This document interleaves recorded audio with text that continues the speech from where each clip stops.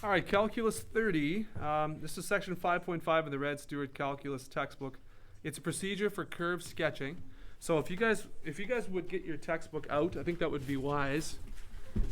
There are some things in there, like notes in there and examples and diagrams that might be helpful for you. So 5.5 looks like it starts here on page 233. And I'll have to fix that projector.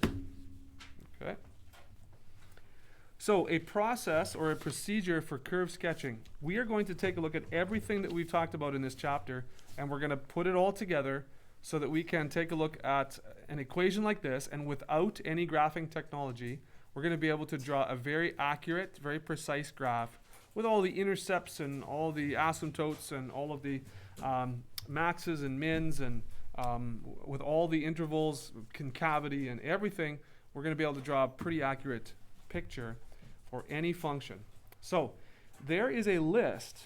There's a list of headings or points, and in your textbook, they refer to sort of A to H, I guess, A to H. And I'm going to go over each one, starting with A. I have a little setup here. So A is domain. B is intercepts. You don't have to write this down now, just this is what's coming. C is symmetry. D is asymptotes. E is increasing and decreasing sections of the graph. F, local maxes and mins. G, concavity and points of inflection. And then H is sketch the graph. Okay? So those are the points. And if we kind of take a look at each point, we're going to be able to accurately sketch our graph. Now, in the textbook, they get you to sketch the graph once you've determined everything. But I like to sort of keep a running I like to sketch while I do these points. So I might just try and do that as we go. So I might refer down to that graph, and if you have like at the bottom of the page or on the next page, if you just have a coordinate plane and you want to graph this as we go along, that might be a good idea too. You might like that better. Okay, so first of all, domain. Okay, so A is domain, and I will give you a list of these points. You don't have to memorize these, but so A is domain. So we want to find out what x values are restricted for our function. Or if it's a polynomial, maybe we can say that the domain is all values of x. Well, in this case, we know that there is an x value that's going to be a problem. And that's going to be x equals what? Well, if x equals 0, we have 1 over 1, and that's okay. But the denominator can't be 0, so x can't equal negative 1, right? So we have a problem where x cannot equal negative 1. Now, for the domain, I'm okay, actually, if you state this in the negative, like this, what the domain can't equal. I'm okay with that. Domain is x cannot equal negative 1. We're not really stating the domain, right? But that's going to be okay for now. How you might want to do it is to be totally accurate would be, you would say that the domain is everything from negative infinity to negative 1 in union with negative 1, and not inclusive, of course, to positive infinity. That would be stating the domain in the positive. Okay, so you're stating everything except negative 1. So either way is totally fine with me. I'm fine. So the restrictions, again, the denominator cannot be 0. You cannot have any negatives under the root. That's what you're looking for domain. All right, so A, for most, are pretty quick. A is pretty quick for most functions. Okay, B, intercepts. Now, to find the intercepts, we know this. We looked at this at the beginning of the chapter. For the x-intercept, let y equal 0 and solve for x. And for the y-intercept, vice versa. Let x equal 0, solve for y. So 1 over x plus 1 is our function, right? And so if I let x equal 0, I have y equals 1. So 0, 1 is the y-intercept. Okay. And if I let y equal 0 and solve for x, what do I have? I have a bit of a problem, actually. How do I know that? How do I know I have a bit of a problem? Well, because this will never equal 0, because there's no variable in the numerator. Okay? So 1 can never equal 0. So I know I have a problem. Now, if we, let's say we multiplied both sides by x plus 1, if you want to do that, well, then I get 0 equals 1. That's no good. So there's no x-intercept. Okay? X-intercept, none. And that's okay, because we might have some kind of horizontal asymptote there, right? Which would mean the graph would never touch the x-axis. So you kind of have an idea that that might be the case. All right, so that's A and B now. And you know what? If you want to go down to your graph, because what we know so far, we know that x equals -1 is an issue. We have, do you know, well, we're going to find out exactly what happens at x equals -1 soon. But I know that I have a y-intercept of 0, 1. So guess what? I'm going to do this right away. I'm going to put, this is 1. I have a y-intercept. I'll do it in red here. Here we go. That's a point I have in the graph. If you want to keep a running total of the things that you're identifying about this graph sketch, then feel free. Okay, symmetry. Well, we learned about symmetry way back when. And do you remember even, odd? So odd is when we substitute a negative value in for x, and we get sort of the opposite answer. One's positive and one's negative. If we substitute a negative value and its positive value, we should get the exact same if it's even. And anything else, then there's no symmetry. So let's do that real quick. So if we did y equals 1 over, and let's pick, well, we can't pick -1, that's an issue. Let's pick 2. So let's say x equals 2 and x equals -2. Let's try that. So if I have 2 plus 1, that's y equals 1 over 3. And if I do -2, 1 over -2, that's plus 1. And flag me down if I'm writing anything incorrectly. Sometimes I jot something wrong down, so let me know. But 1 over, that's going to be -1, right? So it's going to be -1, okay? Does that look okay? What I notice is that these numbers are not the same, and they're not the same value but opposite sign, so I have no symmetry. So there's no symmetry here, which is okay. There's no symmetry, at least there's no symmetry about the origin, not about the origin, and there's no symmetry about the y-axis. That's the symmetry that we don't have, okay? So we may have some kind of generally symmetrical looking graph that's shifted over to the left or right or up or down. We could, but there's no symmetry about the x-axis, about the y-axis, or about the origin. You good with that? Okay, nothing really to draw there on the graph, so let's keep moving on. Asymptotes. Okay, asymptotes. Vertical asymptotes. Okay, look at the restrictions on the x values, and we said that x, there was a problem when x was -1. And of course, we understand that this is a factor that cannot be simplified out. Therefore, we're going to have some kind of asymptote at x equals -1. So vertical asymptote, right, at x equals -1, right? That means there's an asymptote. Now, if you wanted to check to see what the behavior around that asymptote is, then you could do that. And that's what we did in, I don't know, 5.3 or something. You know, as the limit as x approaches -1, what happens here? So if x was just before -1, like -1.001 or something, then we would have a small negative number, right? And so it would be approaching -infinity, the graph. And if we were approaching -1 from the other side and we had a very small positive number, then that would 1 over a small positive number would be a large number. So this is the activity of the graph on either side of x equals -1. Okay, and again, I just substituted values for x and did a estimation. Okay, but you don't have to put that on there right now, but probably at x equals -1, let's put the asymptote anyways, and we'll have an idea of what this might be. So x equals -1, I'm going to draw just to express a vertical asymptote there. Okay. Shout out any questions, those of you in my class here, if you have any questions right now. Anybody? I guess horizontal asymptotes is where we're at next. So horizontal asymptotes, let's take a look at that. And remember, that's the limits. Remember the limits? So what is the limit as x approaches, let's say, positive infinity, see what happens, of 1 over x plus 1. Well, how we did that was we divided every term by, in this case, x. And so it looks like this. I have 1 over x on top. I have 1 on the bottom plus 1 over x. And so if I apply the limit to each term now, as x approaches infinity, that becomes 0, right? 1 over a very, very large number approaches 0. And this becomes 0 as well. So I have 0 over 1. So my limit here is 0. Therefore, my horizontal asymptote is y equals 0.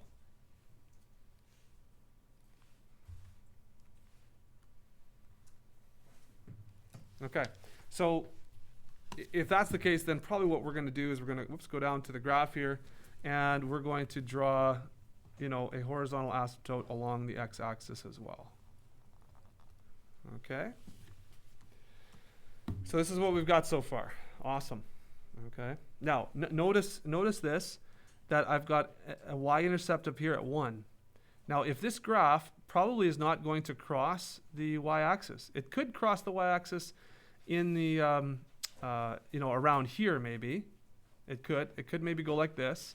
But remember we did some test runs there about what happens when x approaches -1. It looks like the graph is up here. So it looks like it's going to connect through here.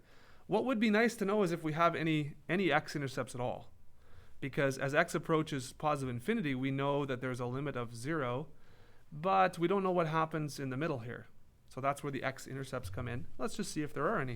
And I think that's, or did we do that already? Sure we did already. There's no x-intercepts. Look at that. None. So here's what I'm saying. The graph is not going to cross the x-axis out here because as x approaches infinity, there's a limit. And it's not going to cross anywhere around here either because we didn't identify any intercepts. So I've got my graph so far looking like this. It's got to look something like this, I think. Now, could there be, could it go like this? Oh, I guess it could. So that's going to come later when we talk about maybe local max and mins, but it kind of looks like I've got this so far. And again, you can keep kind of a running total here, a running sketch. So no intercepts on the x-axis. We've got some asymptotes. Let's keep going. Okay. Increasing or decreasing? Well, now we have to take the first derivative. So let's take the first derivative and find out where that's positive or negative. So y equals 1 over x plus 1. The derivative of y, so let's do quotient rule. Derivative of 1 is 0 times the bottom is going to be 0 minus the top times the derivative of the bottom, which of course is just 1, over the bottom squared. Okay, so the derivative is actually negative 1 over x plus 1 squared. You guys agree with that? Does that look okay? A negative 1 over x plus 1 squared. Chain rule was just a 1, so we're good with all that stuff. All right, and we need to do sign analysis. Now, I've got a negative 1 up top. So remember, sign analysis is this elongated L with all of the factors in the numerator and denominator. And I'm going to put x plus 1 here twice, okay? Just in case you don't want to write x plus 1 all squared. Let's do x plus 1 twice just to make sure. Okay, sign analysis says that negative 1 is negative all the time. There's no x, so it doesn't change. It's always negative. X plus 1 is 0 at negative 1. And x plus 1, again, the second one, also is. It's negative before that for both of these, and it's positive after. Whoa.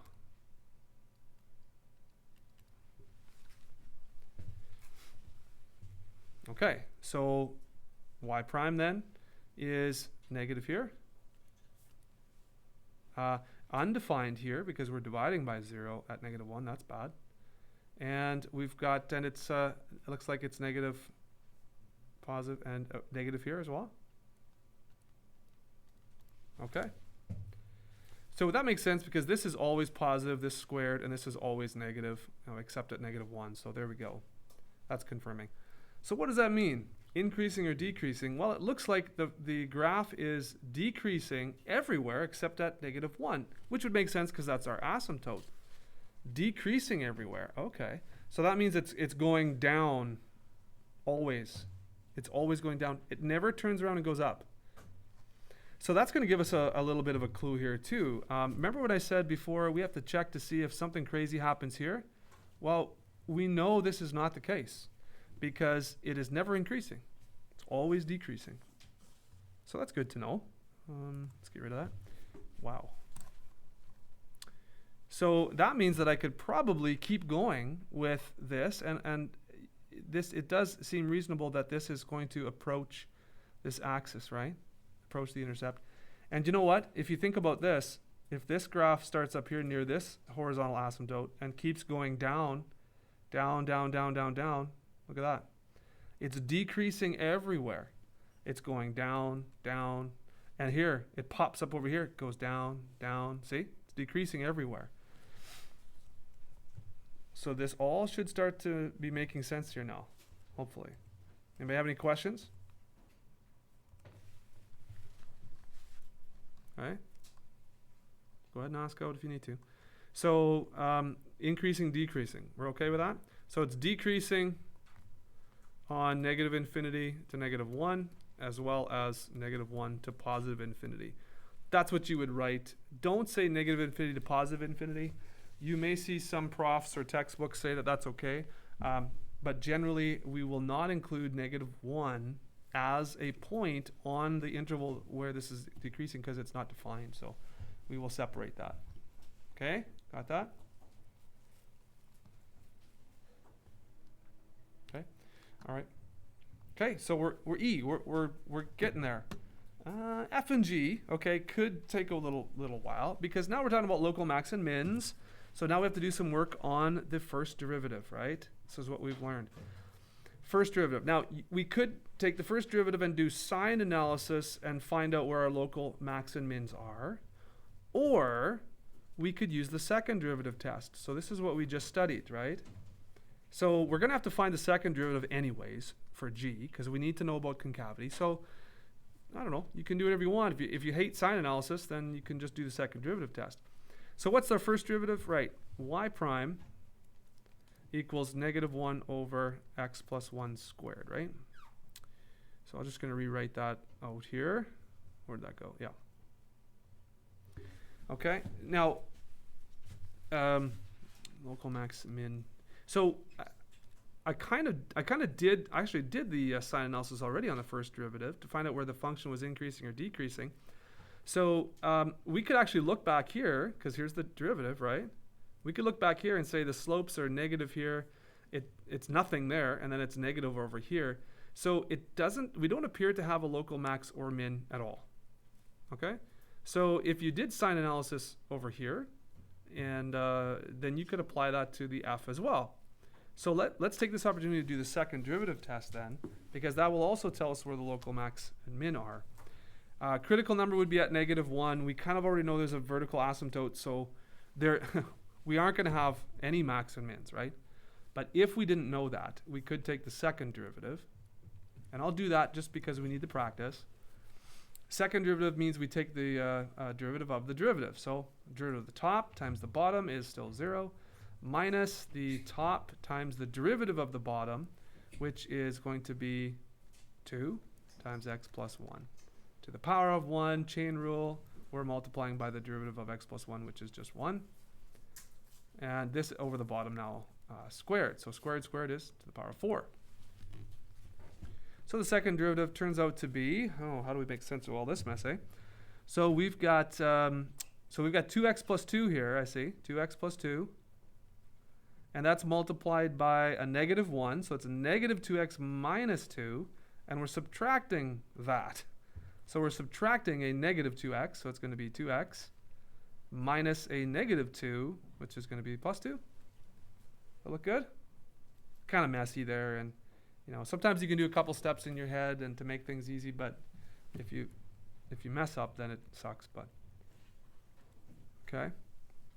So is everyone in agreement? This is our second derivative. Are you okay with that? Okay. I really need your help today because I don't have my notes here for this question. So I think I have them somewhere else. Let me just check. If I was smart. Oh, wow. Look at how smart I was. Okay. So I do have them over here. I've got them hiding from you. Okay. Don't look. Okay, good. Just want to make sure I'm on the right track here. Where's my second derivative? I have no idea. Okay. All right. That didn't help at all. Okay. Let's go back over here. There we go. Resume. Second derivative. So what are we looking for here now? Now we're putting our critical numbers into the second derivative to find out if those critical numbers could be a local max or min. We already know we have no local max or min because the critical number that we have is undefined at that point. It's not differentiable. It's a vertical asymptote, so we don't even have to bother. But if we did, we would put in here -1, right? That's what we would do because that's our critical number. So what happens there? Well, I have 2 times -1 plus 2 over -1 plus 1 to the power of 4. I see that I have zip. I'm dividing by 0. Boo. Okay, get no value. So we definitely do not have a local max or min at -1. So you would say no max or mins. No max or mins at all. If you did find a maximum or a minimum, you would have to list the point x, y. Okay? So your critical number, this would be your critical number, and then you would have to plug this critical number into the original y equation to find your y value, your partner y value. Got it? So if there was, you would have to write the point, okay? Okay, finally, concavity. All right, concavity. So now I have my second derivative. I just found my second derivative here. All right, and I need to find out where my second derivative is positive or negative or 0. So let's take a peek at that. So it's 0. This is 0 when 2x plus 2 is 0. Okay, and that's at x equals -1, isn't it?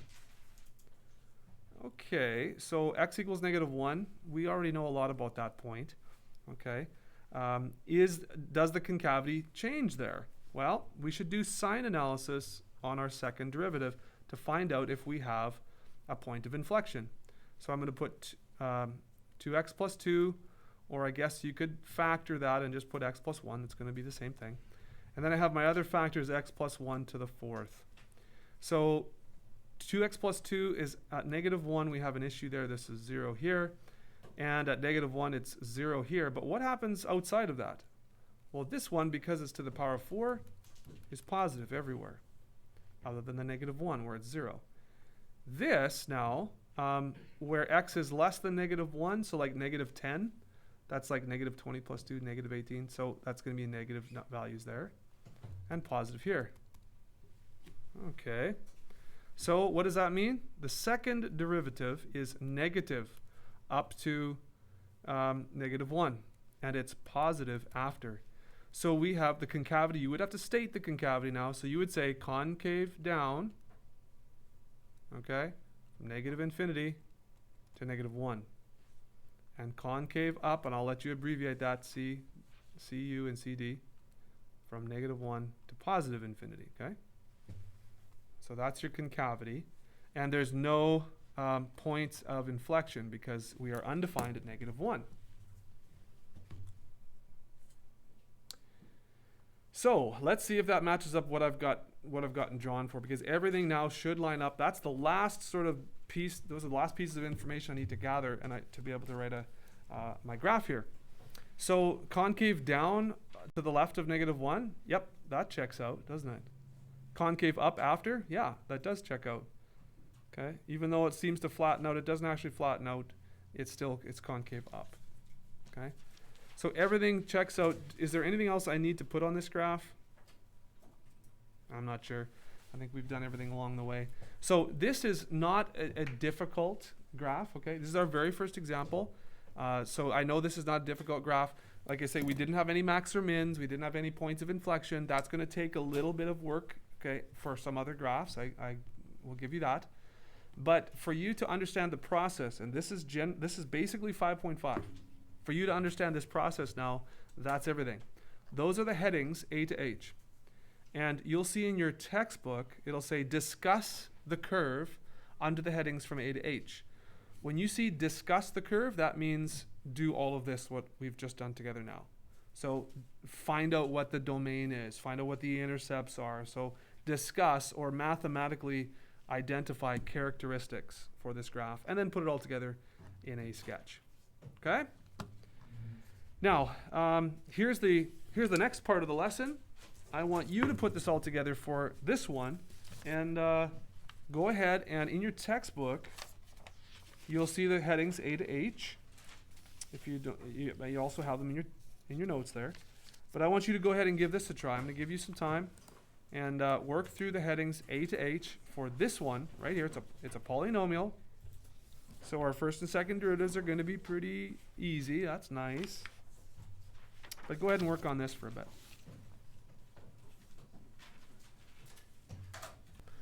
Okay, so just here's A, B, and C. If you want to take a look up at the board here, the important things that you should have discovered already is that the domain is XER. It's a polynomial. There's no restrictions on X. Also, I did the X-intercepts. I didn't do the Y-intercept. The X-intercepts here are the tricky ones. You want to maybe factor. And I factored this as a difference of squares here. You don't have to do it that way if you don't like, but here's the other way. Just let each factor equals 0 and solve. So it should be, the X-intercept should be X equals 0 and then positive or negative root 5 over 3. And the Y-intercepts, which I neglected to put over here, is simply when X equals 0. So Y-intercept is 0, 0. All right, so just plug 0 in there and you just get 0, 0. Okay, so those are the intercepts. Now, the points, okay, I should write these as points. So obviously that's 0, 0, which is also the y-intercept. And then it's negative root 5 over 3, comma 0, and positive root 5 over 3, comma 0. Make sure you remember, we're going to put those points on the x-axis. And then the symmetry, I tested the symmetry. Try a positive and negative of the same number and see what you get. And I ended up getting negative 2 and positive 2. So if they're opposite signs but the same number, then you have odd symmetry about the origin. So these are some things that I know so far for A, B, and C. Okay, so keep working. Yeah, I'll show you some more in a few minutes. All right, so let's take a look at D and E then. D-Asymptotes, okay, this is a polynomial, so there's no restrictions on x. So if you're looking for x values that make the denominator 0, there's no denominator. So vertical asymptotes, there are none. No vertical asymptotes, no restrictions. Horizontal, well, if we take the limit of this function, because it's a polynomial, as x approaches infinity, these numbers just keep getting larger and larger and larger. So you have a really large number, minus a number that may be similar or maybe a little bit different, but that gap is going to grow as the numbers get bigger. So there's no horizontal asymptote with the polynomial. There rarely ever is. It doesn't settle on one number. So there's no asymptotes for D. E, intervals of increase and decrease. If we take a look at the first derivative right here and factor that, okay, cancel. Factor that some more, we're going to get 3 factors, and therefore there are 3 critical numbers that we can identify if we set this equal to 0 over here, right? So the critical numbers would be 0 from this factor, negative 1 from here, and positive 1 from here. If you set those factors up, do a little sign analysis, the squared term is going to be positive everywhere except for where it's 0, because it's squared. And then the x plus 1 and the x minus 1 will look like this. So our derivative, the sign of the derivative here will be positive from negative infinity to negative 1, then negative to 0, then negative again to 1, and then positive. So here's your intervals of increase and decrease for this graph. I haven't been sketching this stuff on the coordinate plane. I'm going to leave that till the end, but anyways, maybe you're starting to sketch already and you have a lot of it created. So I'll let you keep working on the rest of it. I'll give you F and G in another few minutes here. Okay, here's letter F. We already did sign analysis in E. So just borrowing from that, we see that we have positive slopes here up till -1 where there's a 0 slope. Then we have negative. So that refers to a local maximum right here at x equals -1. You find the point, x equals -1. So it's -1, 2 is a local max. There's no max or min here at x equals 0 because remember the sign needs to change. So we have a negative slope, then we have 0, then we have negative slope. So the sign doesn't change. No local max or min there, and I've identified that here. And then, of course, we have negative slopes, 0 slope, positive slopes. So we have a local minimum at x equals +1. So there's your local max and mins for letter F. So concavity, of course, what we want to do for concavity and points of inflection for point G is to look at the second derivative. Second derivative here is 60x cubed minus 30x. If we factor that, find the zeros of that, we have 0 and plus or minus √1/2 or 1/√2. Do sign analysis on that to find out exactly where the second derivative is positive or negative that's going to give us an indication of what the concavity is and where. So put the factors here on the left, do a little sign analysis, put the zeros down here, and we find out that the second derivative looks like this over the domain. So we are concave up where you see positive there, and we're concave down where you see the negatives. And that's stated right here. And that's the last piece of the puzzle now for sketching the graph. We're going to be able to do a very accurate job of sketching this graph here now. We have our max mins, we know where our concavity and points of inflections are, where it's increasing, decreasing, intercepts, and the like. So for H, we'll sketch here.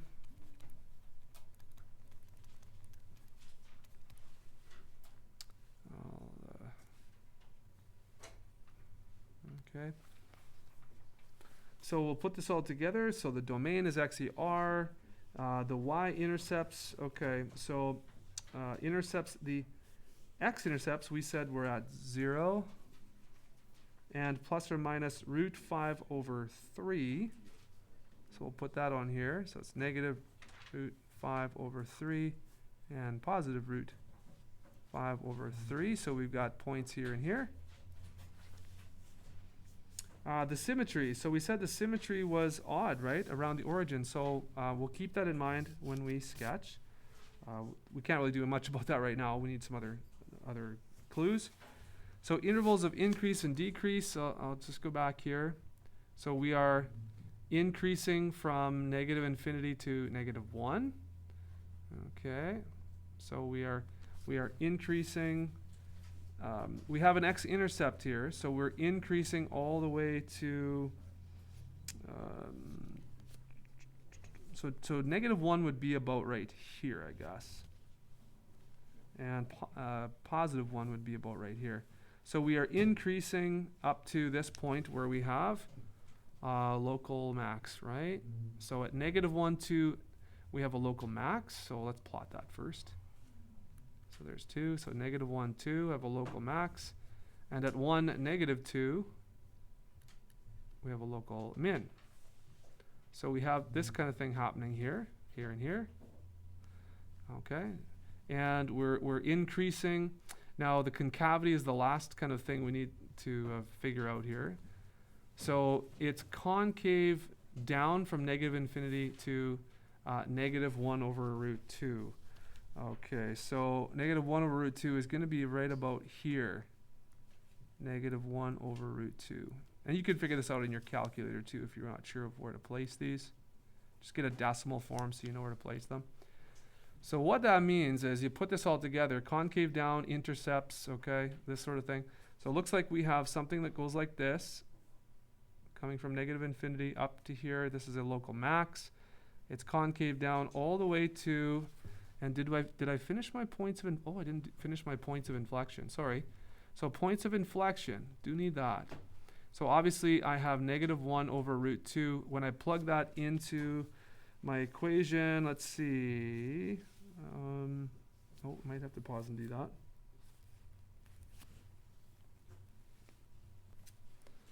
Okay, so here's the work for this. Now this is exact form. Can you use decimals? Absolutely. Yeah, you probably can to sketch it. But to get points of inflection, though, technically we are looking for absolute or exact values. So you do need to be able to do this. To sketch, decimals are fine to get a ballpark, but to actually identify the points of inflection, you will need to show the exact value. So I'm afraid you will have to do that. So at positive 1 over root 2, it's going to be negative this, which turns out to be about, what did we say as far as the decimal? About 1.2. So negative 1.2. So it's going to be, this point right around here is a point of inflection. And this is symmetrical, remember. So we're going to have a point of inflection over here.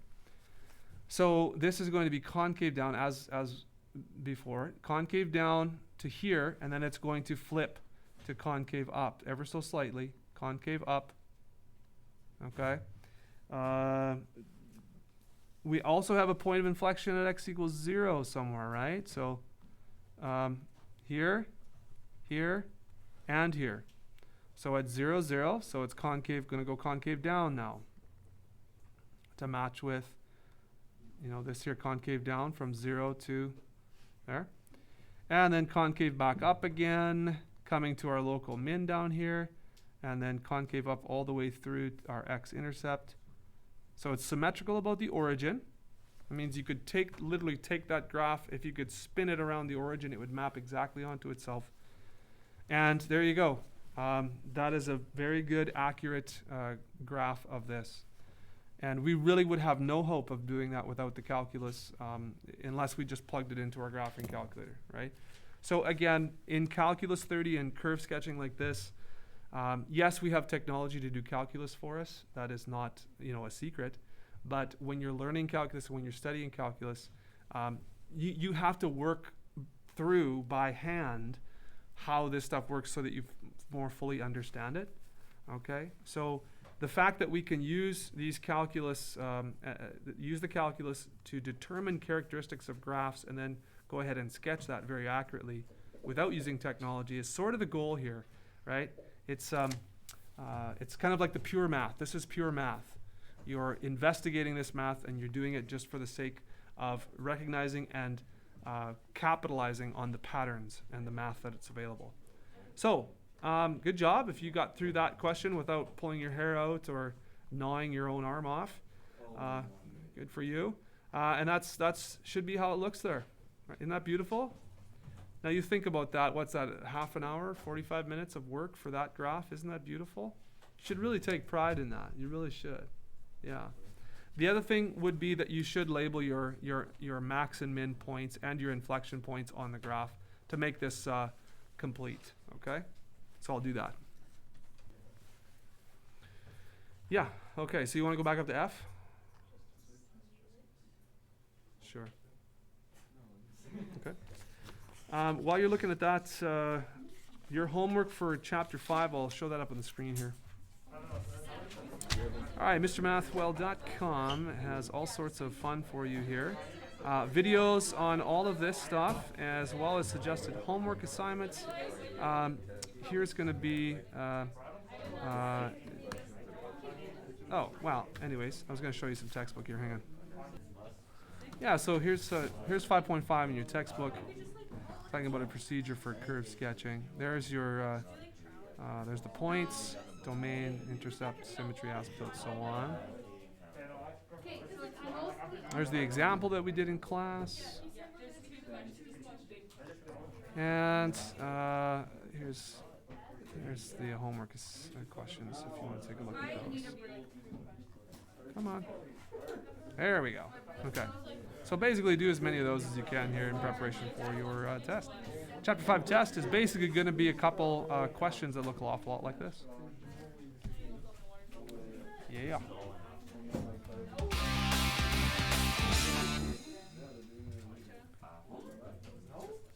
Anybody want to say a big hello as we end this video? It's recording right now. Big hello. That's pretty weak. Nobody can hear you. Why don't you tell everyone to subscribe to my YouTube channel? Visit MrMathWell.com. Huh? No, I'm talking to you guys. Nobody's listening, as usual.